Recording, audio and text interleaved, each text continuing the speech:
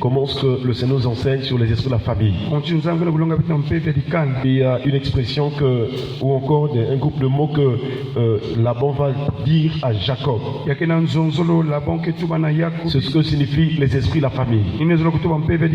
Nous sommes donc notre texte de base.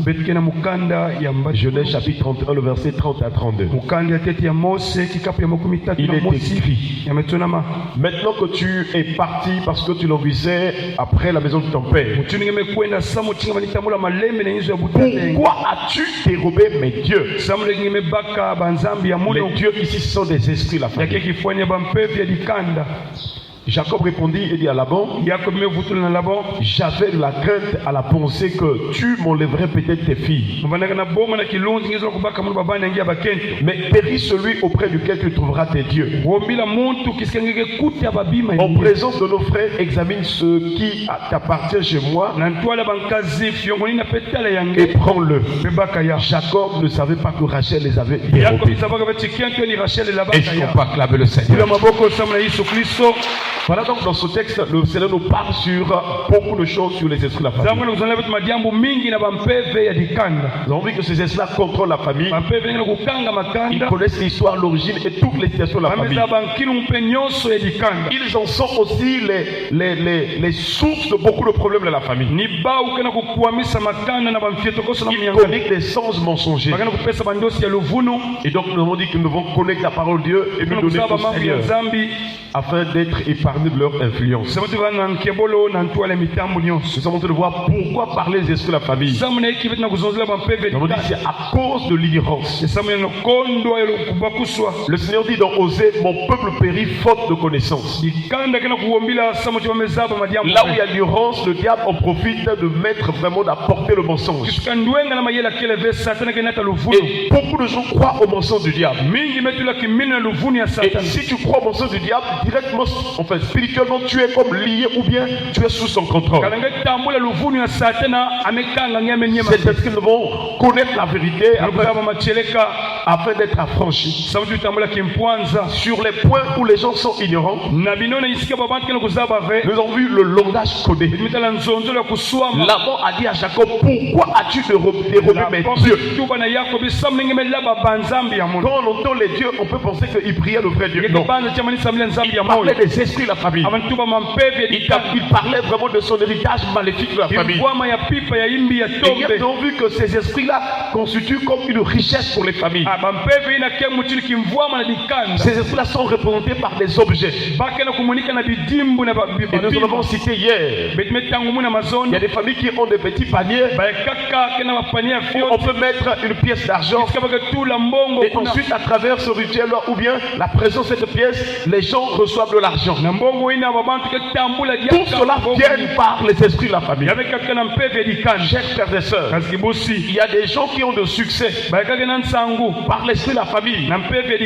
Il y a des gens qui ont un chapeau qu'on met constamment avant de sortir. Et donc, dans une famille ou dans une autre, il y a plusieurs types de représentations des esprits de la famille.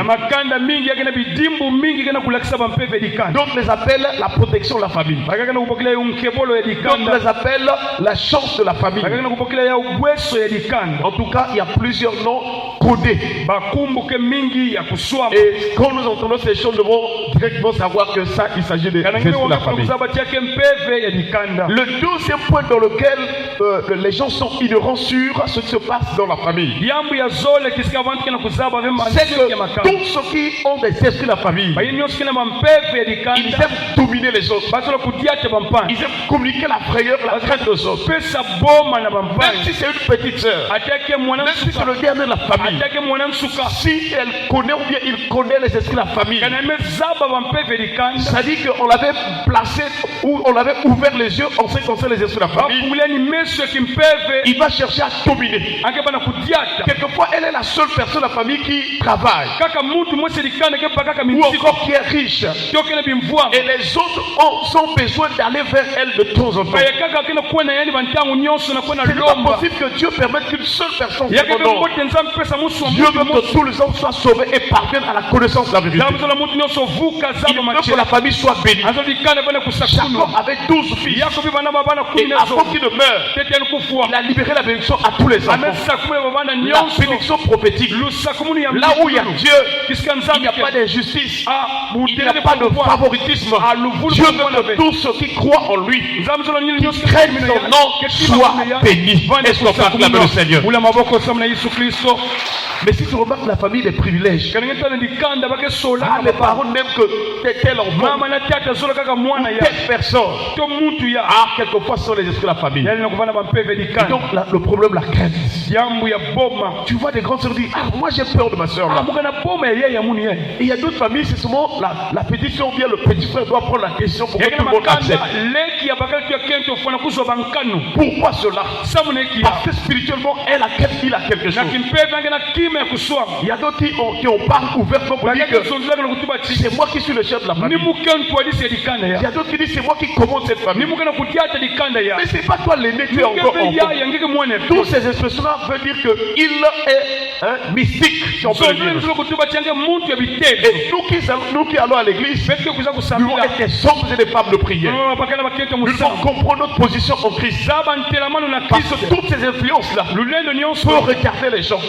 Quand vous avez peur d'une personne qui a les esprits de la famille, ces esprits-là vont commencer à vous dominer et vous empêcher à aller de l'avant. Quelquefois, il va vous dire, vous avez vu, quand vous ne croyez pas pour voir, ça ne marchera pas aussi.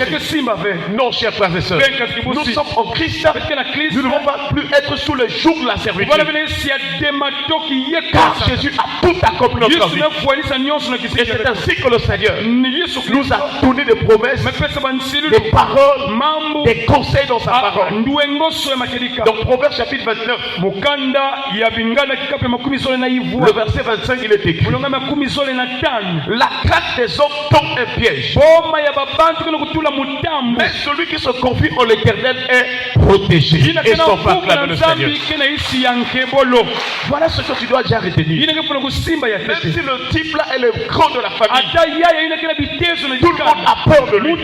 Mais quand il parle, les gens ne dorment pas bien. Je voudrais te dire ce matin, tu ne dois pas vivre selon la peur de ses parents. Toi, tu ne dépends pas de ses parents. Lui aussi, c'est une créature.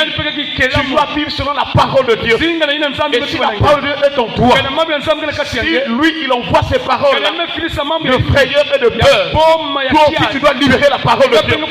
Et il tombera devant toi au nom de Jésus. Chers frères et sœurs, si tu as peur de quelqu'un, si tu as peur de ceux qui ont les esprits de la famille, alors cette peur, ça sera un piège pour toi. Tu vas tomber entre leurs mains. Je voudrais te dire que Dieu est en toi. Jésus est en toi. Et Jésus a tout accompli. Il a vaincu la mort. Il a vaincu le péché. Il a vaincu les lois et les ordonnances. Dans les cieux, sur la terre et sous la terre, dans toutes les dimensions physiques et spirituelles, il n'y a qu'un seul nom. Et ce nom-là, au-dessus de tous les noms, tous les esprits de la famille fléchissent devant le nom de Jésus. Est-ce qu'on peut acclamer le Seigneur? Nous voyons encore un autre exemple. Déjà, Jacob avait peur. Il a dit à Laban. Jacob répondit à Laban et dit. Jacob répondit et dit à Laban: j'avais de la crainte à la pensée que tu m'enlèverais peut-être tes filles. Donc, ceux qui ont les esprits ont le pouvoir ou il y a la capacité de l'enlever aussi. Et souvent les gens ont peur d'eux. Toi, tu ne dois pas avoir peur. Parce que lui, il a l'alliance avec le diable. Les ténèbres ne peuvent plus régner sur ta vie. Si tu crois en Jésus, tu es dans la lumière. Même si on t'attaque, même si on lève contre toi, tu iras de l'avant. Parce que la lumière chasse les ténèbres. Le soir, la lumière au nom de Jésus. Donc tout ce qui concerne ta vie, que la lumière qui est Christ chasse les ténèbres au nom de Jésus. Que ta maison soit délivrée des ténèbres. Que ta famille soit délivrée des ténèbres. Que tes enfants soient délivrés des ténèbres. Que toute ta vie soit délivrée des ténèbres au nom de Jésus. Pendant longtemps, le diable a mis le monde sous les ténèbres.